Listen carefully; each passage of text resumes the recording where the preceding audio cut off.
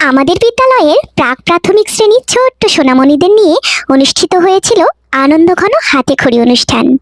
আমি তাদের জন্য সুন্দর একটি cake, chocolate, balloon, rubber, pencil এভাবে দিয়ে তাদের স্থানটি ডেকোরেশন করেছিলাম।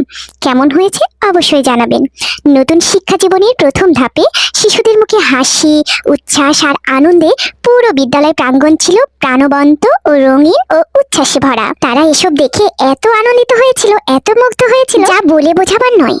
তো সকাল 9টা-10টার দিকে আমি এগুলো সাজিয়ে একদম কমপ্লিট করে ফেলেছিলাম এবং 11টার দিকে প্রোগ্রামটা শুরু করেছিলাম।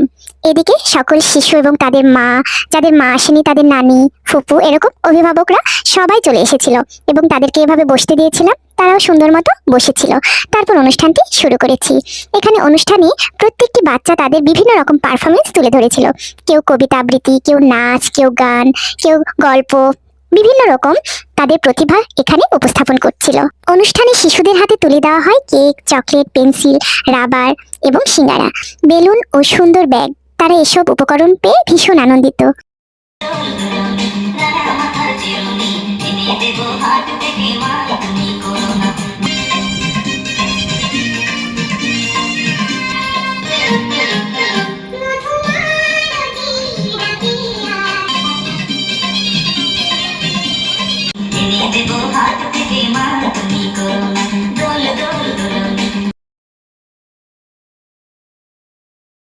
শিশুরা নাচ, গান ও আবৃত্তির মাধ্যমে নিজেদের প্রতিভা উপস্থাপন করে অনুষ্ঠানকে আরো বেশি প্রাণবন্ত করে তুলেছিল।